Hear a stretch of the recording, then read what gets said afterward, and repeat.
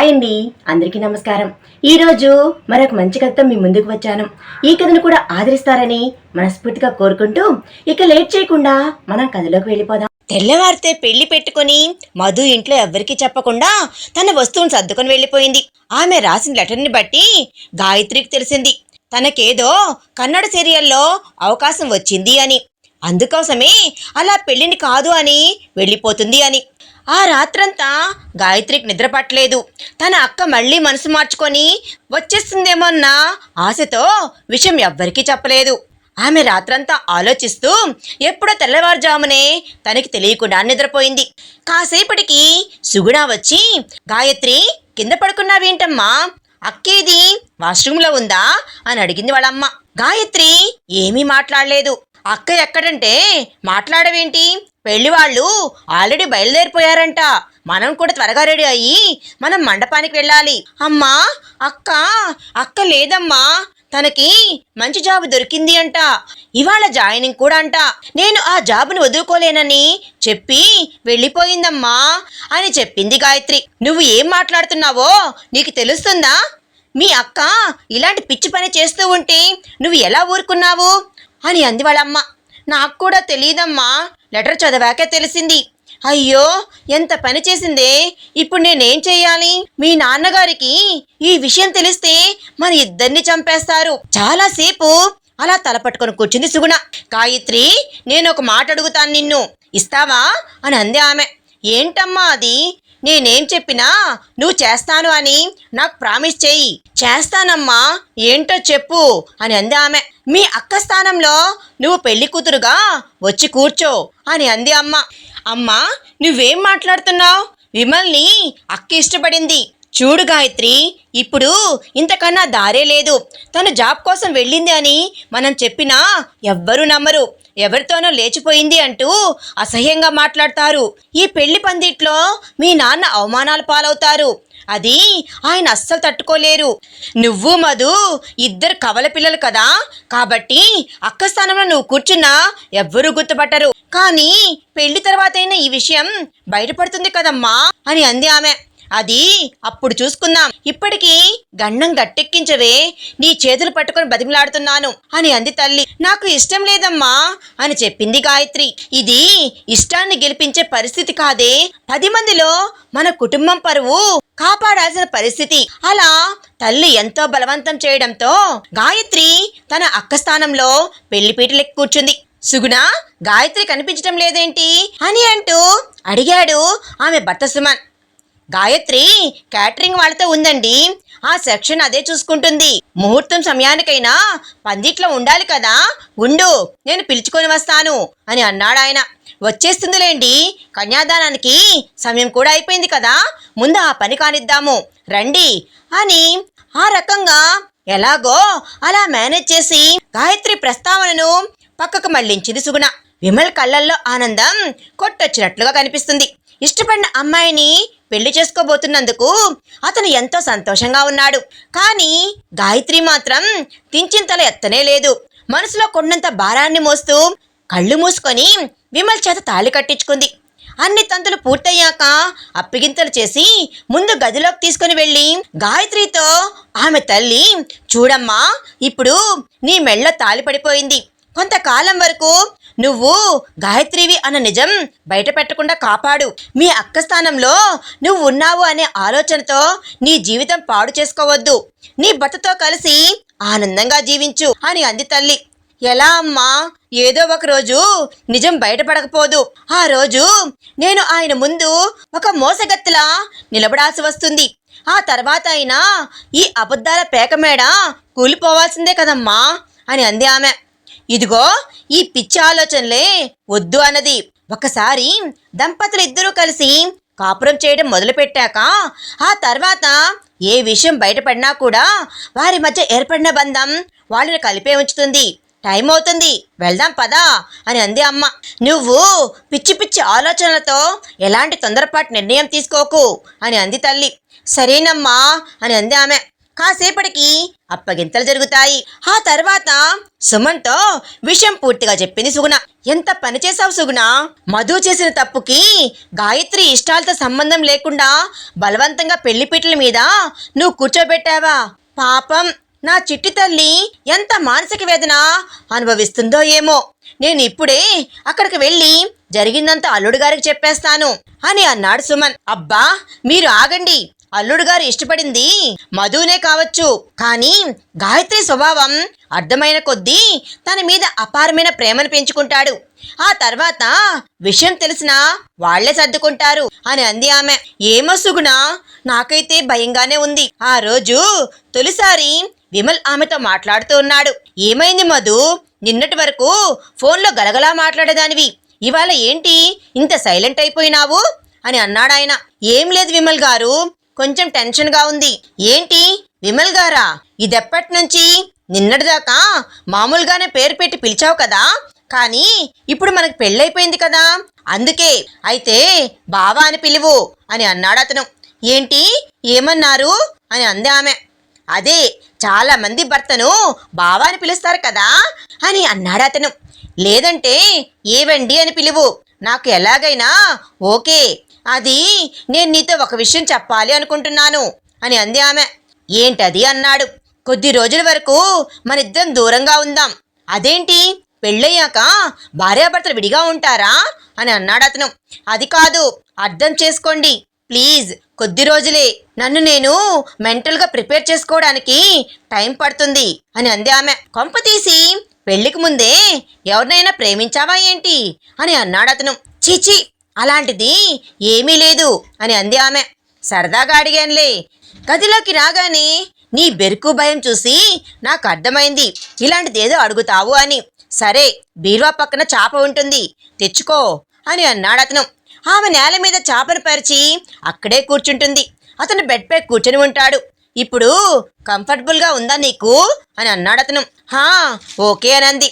అవును మధు, మన పెళ్లి చూపులప్పుడు మీ చెల్లెలు గాయత్రి బెంగళూరులో ఉంది అని చెప్పావు కదా, మరి పెళ్లిలో కూడా ఎక్కడ కనబడలేదేంటి అని అన్నాడు అతను. అది తనకేదో ముఖ్యమైన పని ఉంది అని ముందు రోజు నైటే బెంగళూరు వెళ్ళిపోయింది. అదేంటి, అక్క పెళ్లి కంటే ముఖ్యమైన పనులు ఏంటో మీ చెల్లెలికి అని అన్నాడు అతను.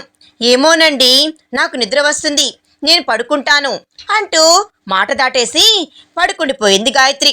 ఆ మరుసటి రోజు విమల్ అతని కుటుంబంతో కలిసి ఓ పని మీద పల్లెటూరుకి వెళ్ళాడు. ఆ పల్లెటూరు వాతావరణము ఆహ్లాదంగా అనిపించింది. గాయత్రికి కారు నేరుగా వెళ్ళి ఒక పెద్ద బంగ్లా ముందు ఆగింది. మధు, కారు దిగు అని అన్నాడు విమల్. ఏంటండి ఇక్కడ ఆపారు, ఈ ఇల్లు ఎవరిది, మీ బంధువులదా అని అడిగింది ఆమె. కాదు, నీదే అన్నాడు. నాదా అని అంది ఆమె. అవును, ఇదే మన ఇల్లు. అదేంటి, మరి సిటీలో ఉన్న ఇల్లు ఎవరిది? అది కూడా మనదే. మీ నాన్నకి తన కూతుళ్ళని డబ్బు ఉన్న వాళ్ళకిచ్చి చేయడం ఇష్టం లేదు అని, కలిగిన వాళ్ళ ఇళ్లల్లో కోడళ్ళకి విలువ ఉండదు అని ఆయన నమ్ముతారు అని, మామూలుగా మధ్యతరగతి వాళ్ళకే తన కూతుళ్ళని ఇస్తాను అన్నాడని మా బంధువుల ద్వారా తెలిసింది. అందుకే అలా అబద్ధం చెప్పాం మేము. నిన్ను పెళ్లి చేసుకోవడానికి అన్ని తంటాలు పడ్డాను. మరి నేను చూడు, మీ నాన్న ఎవరి జీవితంలోనో జరిగింది చూసి అలాంటి అభిప్రాయానికి వచ్చి ఉంటారు. కానీ ఈ ఇంట్లో నీకు ఎలాంటి లోటు ఉండదు. ఇంట్లో కంటే ముందు నీకు నా గుండెల్లో శాశ్వతమైన స్థానం ఇచ్చేశాను. భర్త అలా చెప్తూ ఉంటే గాయత్రికి దుఃఖం పొంగుకొచ్చేసింది. ఆ స్థానం నాది కాదు, మా అక్కది అంటే చివరి వరకు మీ మనసులో తానే ఉంటుంది. మరి నా భవిష్యత్ ఏంటి, ప్రశ్నార్థకమేనా అని అనుకుంది ఆమె మనసులో. నిజానికి విమల్ బాగా చదువుకున్నాడు, కానీ వాళ్లకున్న పంట పొలాలు, రైస్ మిల్లు చూసుకుంటూ తను ఊర్లోనే ఉండటం అతనికి ఇష్టం. అంతేకాదు, అతను ఆ ఊరికి సర్పంచ్ కూడా. రోజు ఇంటికి ఎవరో ఒకరు ఏదో ఒక సమస్యతో వస్తూ ఉండేవారు. పాతకాలం పద్ధతిలో కాకుండా విమల్ ఈ తరం ఆలోచనలతో కూడిన పరిష్కారాలు చెప్తూ ఉండేవాడు. అదంతా చూస్తున్నప్పుడు గాయత్రికి చాలా ముచ్చటేసేది. ఎంత ఆస్తిపరుడైనా నా భర్తకు గర్వం అనేది లేదు, పైగా చాలా తెలివైన పరిష్కారాలు చెబుతూ ఉన్నాడు అంటూ ఆమె మురిసిపోతూ ఉండేది. అతను కూడా ఆమెతో చాలా ప్రేమగా మెలిగేవాడు. ప్రతిరోజు చుట్టుపక్కల ఉన్న దేవాలయాలకు, పంట పొలాలకు తనని తీసుకుని వెళ్ళి కాసేపు ప్రశాంతంగా గడిపి హాయిగా కబుర్లు చెబుతూ ఉండేవాడు. నెమ్మదిగా గాయత్రి మనసులో ఆశ కూడా పుట్టింది. ఆయన అక్కని కాకుండా నిజంగా నన్నే ఇష్టపడి ఉంటే ఎంత బాగుండేదో. ఈ ఊరు, ఈ వాతావరణం, ఇంతలా ప్రేమ కురిపించే భర్త, ఈ సంతోషాలన్నింటినీ వదులుకోవడానికి నాకు మనసు ఒప్పుకోవడమే లేదు. ఇంకా ఇలాగే రోజులు గడుపుకుంటూ పోతే నేను చివరికి ఆయన్ని వదిలి ఉండలేని పరిస్థితికి వచ్చేస్తాను. ఆయనతో నిజం చెప్పేయాలనుకుంది గాయత్రి. ఆ మరుసటి రోజు అనువైన సమయం చూసి, విమల్ గారు, మీకు నిజం చెప్పాలి అని అంది ఆమె. ఏంటి మధు? అది నేను మీరు అనుకున్నట్లుగా మధుని కాదు, గాయత్రిని అంటూ పెళ్లికి ముందు రోజు జరిగిందంతా వివరించి అతనికి చెప్పేసింది. మీ కుటుంబం అంతా కలిసి నన్ను ఇంతగా మోసం చేస్తారా? పిచ్చివాణ్ణి చేసి మీరు ఆడుకుంటున్నారా? అసలు మీకు మనసు ఎలా ఒప్పింది? ఇంకొక నిమిషం కూడా నువ్వు నా ఇంట్లో ఉండటానికే వీల్లేదు, నడువు బయటికి అని అన్నాడతను. భర్త నోటి నుంచి ఆ మాట రాగానే గాయత్రి కళ్ళల్లో కన్నీళ్లు జలపాతాలయ్యాయి. ఆపకుండా ఏడవటం మొదలుపెట్టిందామె. విమల్ ఆమె దగ్గరికి వెళ్ళి, ఏడుపు ఆపు, నేనేదో నిన్ను ఆట పడిద్దామని అన్నాను. నువ్వు గాయత్రివని నాకు ముందే తెలుసు అని అన్నాడతను. ఏంటి, ముందే తెలుసా? ఎలాగా అని అందామె. మీ అక్కలో నీకున్నంత అనుకోవలేదులే, తను చాలా స్పీడ్ కదా అని అన్నాడతను. ఏమంటున్నారండి మీరు అని అంది ఆమె. మీ అక్క తనంతట తాను వెళ్ళిపోలేదు, నేనే పంపించాను. అసలు జరిగింది ఏంటి అంటే, సంవత్సరం క్రితం నేను నిన్ను బెంగళూరులో ఒక అనాథాశ్రమంలో చూశాను. అక్కడున్న పిల్లలతో కలిసి నీ బర్త్డే సెలబ్రేషన్ చేసుకుంటూ ఉన్నావు. ఆ ఆశ్రమాన్ని నిర్వహించే వ్యక్తి మా ఫ్రెండ్ వాళ్ళ నాన్నగారే. ఏదో పని మీద బెంగళూరు వచ్చిన నేను మా ఫ్రెండ్తో కలిసి ఆశ్రమానికి కూడా వచ్చాను. అక్కడ నిన్ను మొదటిసారిగా చూశాను. చూడగానే నువ్వు నాకు నచ్చేశావు. నా ఫోన్లో ఫోటో కూడా తీసుకున్నాను. కానీ నీ పేరు తెలుసుకునే లోపే ఏదో అర్జెంటుగా ఫోన్ కాల్ వచ్చి అక్కడి నుండి వచ్చేయాల్సి వచ్చింది. ఆ తర్వాత నీ ఫోటో ఆధారంగా మీ అడ్రస్ కనుక్కొని మీ వాళ్ళకు సంబంధించిన విషయాలన్నీ తెలుసుకున్నాను. పెళ్లి చూపులకు వెళ్ళాను. పెళ్లి చూపుల్లో కూర్చున్నది నువ్వు కాదు అని, మీ అక్క అని అప్పుడు నాకు తెలీదు. తనకు చెల్లి ఉంది అని మీ వాళ్ళు చెప్పారు, కానీ కవలలు అని చెప్పలేదు. అక్కడ జరిగింది గందరగోళం అంతా. మీ అక్కతో ఫోన్లో మాట్లాడుతున్నప్పుడు తన ఇష్టాల గురించి, ఆశల గురించి ఆమె చెబుతూ ఉన్నది. అలా వింటున్నప్పుడు నా ఆలోచనలతో ఆమె సరిపోవట్లేదు అనిపించింది.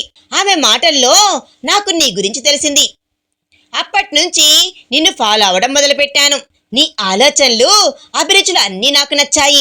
కుటుంబం పట్ల నీకున్న మంచి అభిప్రాయం, చుట్టూ ఉన్న వాళ్ళకి సాయం చేయాలన్న గుణం, ఇవన్నీ నీలో ఉన్నాయి. తర్వాతే తెలిసింది నేను బెంగళూరులో చూసింది కూడా నిన్నే అని.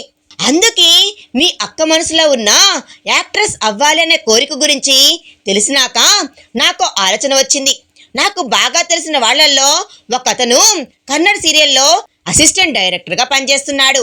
అతన్ని రిక్వెస్ట్ చేసి మీ అక్కకు అవకాశం వచ్చేలా చేశాను. అప్పటికే పెళ్లి వదిలేసి వెళ్తుందా లేదా అని నాకు అనుమానం కూడా ఉండేది. అందుకే తనని గమనించడానికి ఒక మనిషిని కూడా పెట్టాను. తన బ్యాగ్ సర్దుకొని ఇంట్లో నుంచి వెళ్ళిపోవడం, ట్రైన్ ఎక్కడం, ఇదంతా పూర్తయ్యే వరకు ఆ మనిషి మీ అక్క వెనకాలే ఉన్నాడు. సో కన్ఫామ్ అయ్యాక నేను మండపానికి వచ్చాను. ఎంత నా మీద ఇష్టం ఉంటే మాత్రం ఇదంతా చేయాల్సిన అవసరం ఏముంది అని అంటే, నువ్వు నన్ను తప్పు పడుతున్నావు అని అన్నాడతను. కాదు, కానీ మా అక్క కల ఆశ కల్పించి తన పెళ్లి చెడిపోయేలా చేయడం నాకెందుకో కరెక్ట్ అనిపించలేదు అని అంది ఆమె. నిజంగా మీ అక్కకి నాతో పెళ్లి అంత ఇష్టమే అయితే అలా వెళ్ళిపోయేదే కాదు. తనకి ఏది ముఖ్యమో తను అదే ఎంచుకుంది. సరే, మా అక్క వెళ్ళిపోయేలా చేశారు, కానీ నాతో పెళ్లి జరుగుతుంది అని మీరు ఎలా అనుకున్నారు అని అంది ఆమె. అయ్యో, నేను అస్సలు ఊహించలేదు. విషయం ఇంకా బయట పడలేదు కాబట్టి నాతో పెళ్లి చేయండి అని మీ వాళ్ళకు చెబుదాము అనుకున్నాను. అంతలో నువ్వే పెళ్లి కూతురుగా కనిపించావు. ఆ తర్వాత అంతా నీకు తెలిసిందే కదా. ఏంటి మొహం అలా పెట్టావు? ఇంత చెప్పాక కూడా నిజంగానే నీకు నేనంటే ఇష్టం లేకపోతే ఇందాక వెళ్ళిపో అనగానే ఎందుకంతలా ఏడ్చావు అని అన్నాడతను. ఇష్టం లేదని నేనేమీ అనలేదు, కానీ మా అక్క మళ్ళీ అని అంటూ ఉంటే మళ్ళీ మొదలెట్టకు. నువ్వు నేను మీ ఇద్దరిలో ఎవరి జీవితానికి అన్యాయం చేయలేదు. తన కెరీర్ బాగుండటానికి తనకు అవకాశాన్ని ఇచ్చాను. నా మనసు గెలిచిన నీకు నా జీవితాన్ని ఇచ్చాను. ఇంకేం చేయాలి చెప్పు? పెళ్ళైన దగ్గర నుంచి కావాలి అని మధు మధు అని ప్రతిరోజు 100 సార్లు పిలిచాను. ఒక్కసారైనా నేను మధును కాదు గాయత్రి అని చెప్తావేమో అని. కానీ నువ్వు అస్సలు బయటపడనేలేదు. మొండిదానివి. ఇప్పటికైనా కాస్త నవ్వొచ్చు కదా అని అన్నాడు అతను. సరే. అప్పటిదాకా తన భర్త తనకు ఎక్కడ దూరం అయిపోతాడో అని గాయత్రి పడ్డ బాధకి ఆ రోజుతో పరిష్కారం దొరికింది. విమల్ చేసిన ఒక్క ఆలోచన వలన ముగ్గురిలో ఎవ్వరి మనసుకి గాయం కాకుండా అతని ప్రేమను గెలిచింది. ఆ తర్వాత ఆ దంపతులు ఇద్దరూ కలిసి ప్రశాంతంగా జీవితం సాగించారు. ఇంతటితో ఈ కథ సమాప్తమైంది. మరొక మంచి కథతో మీ ముందుకు వస్తాను. ఈ కథ నచ్చితే లైక్ చేసి మీ విలువైన అభిప్రాయాన్ని కామెంట్ రూపంలో తప్పకుండా తెలియజేయండి. కొత్తవారు మన ఛానల్ చూస్తున్నట్లయితే సబ్స్క్రైబ్ చేసుకోండి. Thanks for watching.